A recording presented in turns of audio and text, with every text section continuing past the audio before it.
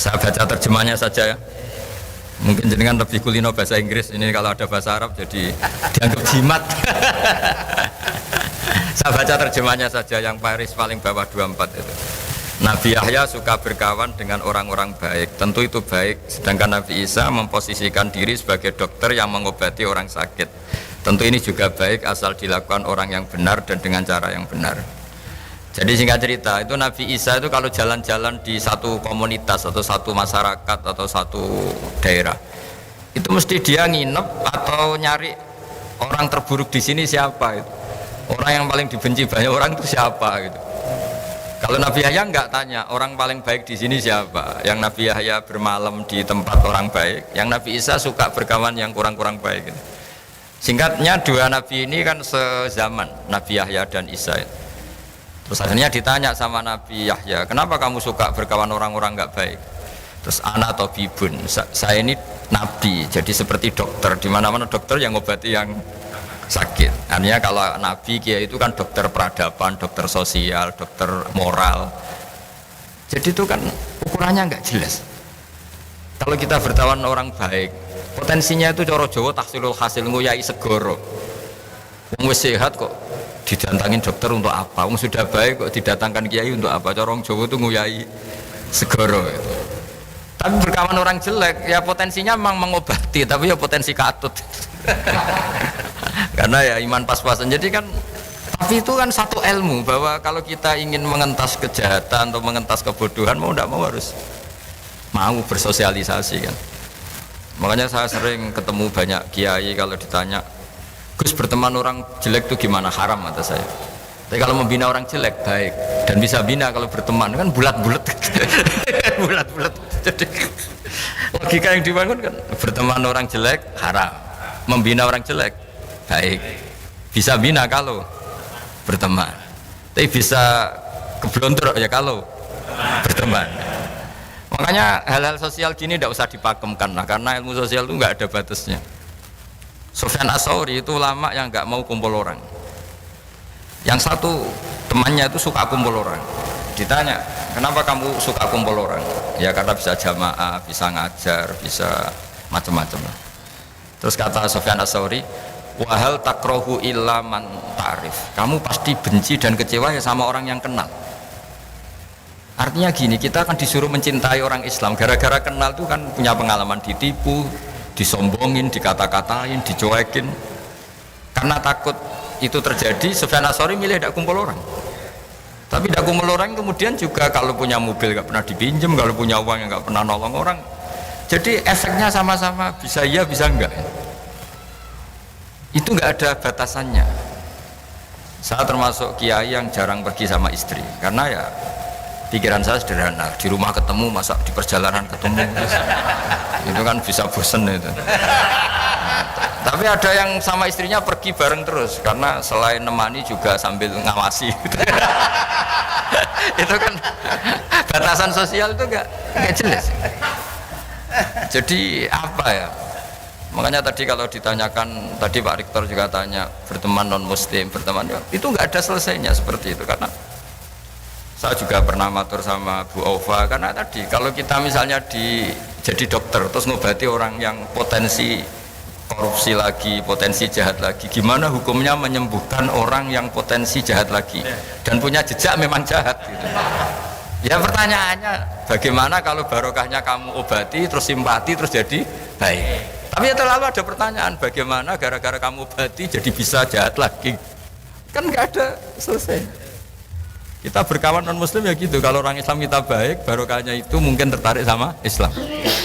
Tapi bisa saja karena kebaikan kita sarana itu dipakai yang tidak baik. Itu siklus sosial itu nggak pernah selesai. Nah hal-hal seperti itu yang kata Nabi disebut orang yang beristihad, jika benar pahalanya 2, jika salah pahalanya 1. Karena ini, tapi ini yang sosial loh ya. Kalau tauhid ya hanya tunggal tadi, karena tauhid itu kebenaran tunggal. Sehingga kalau di tauhid nggak nerima konsep kecuali fama dza ba'dal haqqi illa dhalal. Kalau nggak benar ya pasti salah. Nah, kebetulan ilmu tauhid itu ilmu yang mudah dicerna manusia. Nah, disinilah kenapa Allah itu tetap saja ngendikan inna dina inda wahil Islam, karena setelah Imam Amudi tadi mencontohkan pentingnya iman sama al-wahidul ahadus somad, dat yang tunggal, yang satu, yang esa, entahlah terjemahnya al-wahid itu karena diterjemah Indonesia itu nanti padanan Arabnya kadang tidak pas, makanya sering ngeluh saya dengan Profesor Zaini, Pak Kures itu kadang ngeluh karena terjemahan Arab itu tidak mudah diterjemahkan Indonesia. Tapi apapun itu kan setelah kamu ngaji matematika atau ngaji ilmu apa saja tadi, saya punya kitab dulu diajarin Mbah Mun, itu satu kitab tuh gambar, mulai gambar gedung sampai gambar pohon sampai gambar sapi. Ternyata itu hanya untuk menjelaskan apapun ruwetnya gambar ini dimulai satu titik. Apapun alam raya seluas ini, ada Mars, ada Jupiter, ada apa saja, ya dimulai dari satu titik, yaitu nuqtatil wujud, yaitu wujudnya Allah Subhanahu. Angka sampai miliar triliun ya sama, dimulai dari angka satu. Nah, kita untuk memantapkan tauhid itu udah harus sampai nyun sewu ketemu Allah atau melihat surga langsung, neraka langsung. Dengan kekuatan akal kita ini sudah cukup. Makanya agama ini di kaum yaqilun, di kaum yatafakkarun, bagi yang mau berpikir. Nah, ini yang kebenaran hakiki. Tapi kalau kebenaran sosial tadi itu nggak jelas. Makanya saya kalau guyon, dan itu guyon yang ilmiah, itu ada orang itu perempuan jelek, saya berkali-kali cerita itu jelek, miskin lagi, terus sowan sama suaminya ke saya, Gus doain saya jadi orang kaya. Saya guyonin itu, nanti kalau suami jenengan kaya, pertama yang dievaluasi itu rumahnya diganti jadi bagus, mobilnya jadi ganti, lama-lama yang dievaluasi jenengan. Rumah sudah bagus, mobil bagus, tapi istrinya ini yang nggak layak gitu. Akhirnya terus bagus miskin aja gitu. Artinya ketika kita nganggap kekayaan itu berkah, ternyata enggak kan. Orang yang mulai berpikir macam-macam kan ya karena mapan itu. Yang dievaluasi kan rumah selesai, mobil selesai. Lama-lama yang dievaluasi apa? Istri. Nanti kalau yang istri yang kaya, yang dievaluasi suami. Nah, artinya kamu tidak bisa bilang kalau kaya lebih enak timbang miskin, atau miskin lebih enak timbang kaya, tidak juga. Ilmu sosial itu, saya pernah ketemu kiai, tak anggap alim lah, tanya saya, Gus, negara yang hebat itu ya negara yang maju, yang kayak Amerika, kayak Eropa. Terus tak tanya, negara dengan banyak urusan dengan yang tidak banyak urusan, kalau kamu jadi presiden suka mana? Suka yang nggak banyak urusan. Karena kalau negara besar itu banyak urusan. Akhirnya terus dia mikir, ternyata hukum sosial itu enggak, ya enggak itu, ya enggak jelas ya. Saya kalau punya mobil dua, kan ngurusi mobil dua, mendingan enggak punya satu kan, mendingan enggak punya, enggak ada yang diurus. Tapi kalau pertanyaan dibalik, tapi enggak ada yang dipakai.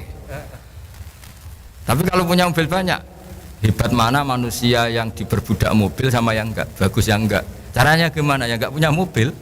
Tapi kalau dibalik tanyanya, hebat mana manusia yang punya sarana sama enggak, bagus yang punya sarana. Jadi ilmu sosial itu boleh dibolak balik. Nah, di sini terus tak teruskan lagi, mungkin ada beda halaman tentang menghadapi orang-orang yang salah. Orang-orang yang salah. Ini ada di hadis sahih, diriwayatkan bahkan di halaman 26 ya.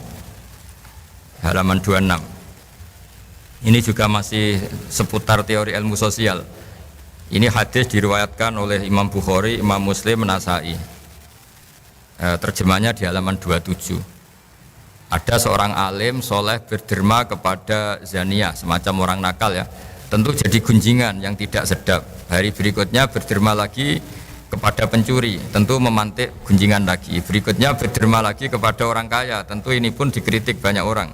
Orang alim tadi tetap memuji Allah dan menyerahkan urusannya kepadanya. Namun secara ilmiah si alim ini memberi argumentasi bahwa sedekahnya kepada zania agar tidak melakukan zina lagi, kepada pencuri agar tidak mencuri lagi, kepada yang kaya agar mau niru kebaikan sedekah. Jadi misalnya gini, orang sampai menjual diri kan karena nyari uang. Terus si orang alim tadi, udah kamu tak kasih uang tapi tidak usah melakukan itu. Orang ingin nyuri kan juga karena nyari uang, udah kamu tak kasih uang tapi tidak usah mencuri lagi.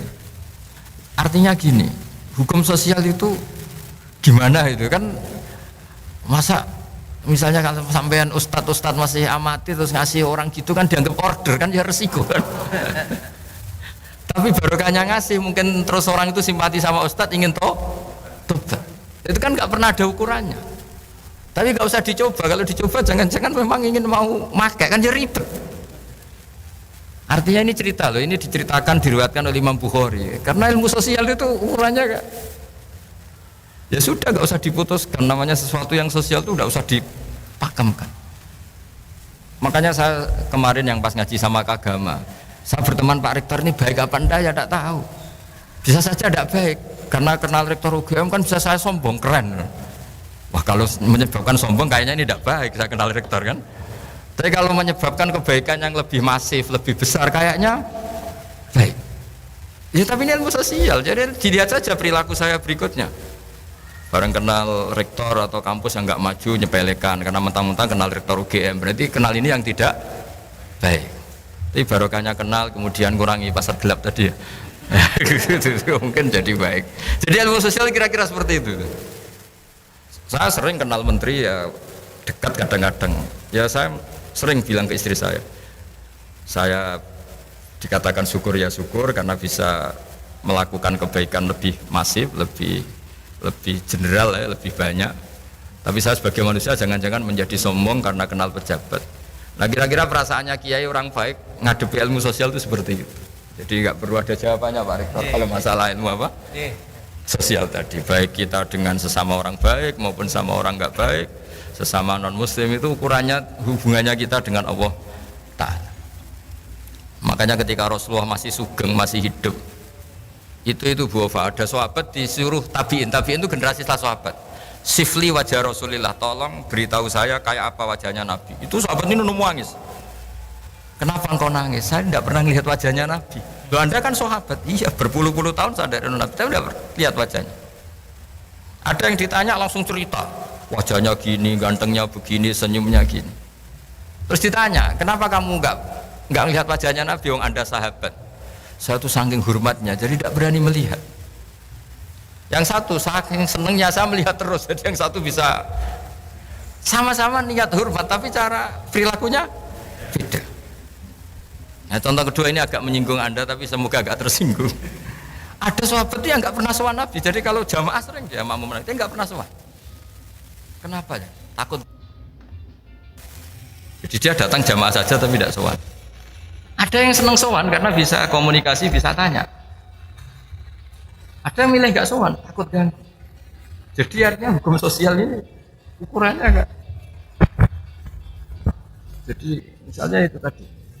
Misalnya ada orang jadi rektor di UGM atau UI atau jadi dekan. Kalau sering pulang kampung baik enggak? Ya mungkin baik biar ngerti kampungnya kayak apa. Meskipun prestasi di Jogja jangan-jangan kampungnya terbelakang. Dari segi itu baik.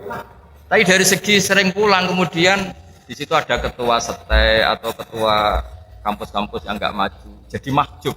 Gara-gara ini sering pulang, aktor-aktor di situ ini tenggelam. Baik nggak sering pulang lah, kira-kira gitu.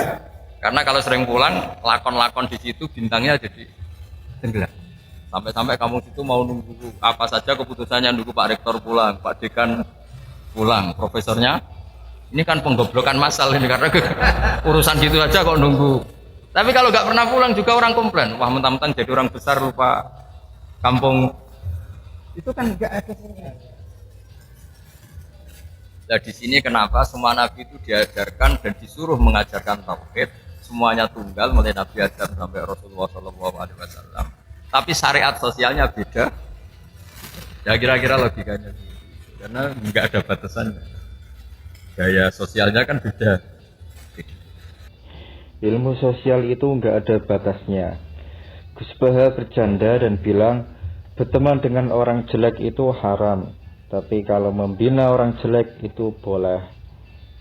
Untuk bisa membina orang yang nggak baik atau orang yang jelek, mau nggak mau ya harus berteman dulu. Ada seorang ulama yang nggak senang kumpul sama orang, dan satu temannya itu suka kumpul dengan orang. Terus ditanya, kenapa kok suka kumpul dengan orang? Lalu dijawab, karena bisa jamaah atau bisa silaturahmi. Ulama yang gak mau kumpul orang itu alasannya karena kecewa dan benci sama orang. Karena gara-gara kenal itu punya pengalaman ditipu, dibenci, dihina, dan lain-lain. Karena itu ulama tersebut gak mau kumpul dengan orang. Nah itu yang dinamakan ilmu sosial, gak ada batasnya. Gus Baha jarang ngajak istrinya keluar bareng, karena di rumah sudah sama istrinya bareng terus, masa di luar sama istrinya terus. Ada juga orang yang suka ngajak istrinya keluar, sambil nemani juga ngawasi. Begitupun berteman dengan non-muslim, ada yang memilih untuk berteman dan ada yang memilih untuk tidak berteman, karena dengan berbagai pertimbangan. Kalau berijtihad ilmu sosial itu, kalau benar dapat pahala, kalau benar dapat pahala 2, kalau salah dapat pahala 1. Tapi kalau ilmu tauhid itu nggak boleh berijtihad, karena kalau nggak benar ya salah, kalau nggak pahala ya dosa. Ada sahabat Nabi yang nggak pernah lihat Nabi karena saking hormatnya dia, jadi dia memilih untuk menundukkan pandangan ketika berhadapan dengan Nabi. Tapi juga ada sahabat yang suka lihat wajah Nabi karena saking cintanya, saking senangnya, sehingga ingin mengetahui bagaimana bentuk wajah yang dicintainya. Nah itulah ilmu sosial, itu enggak ada batasnya, karena berbagai pertimbangan dan alasan.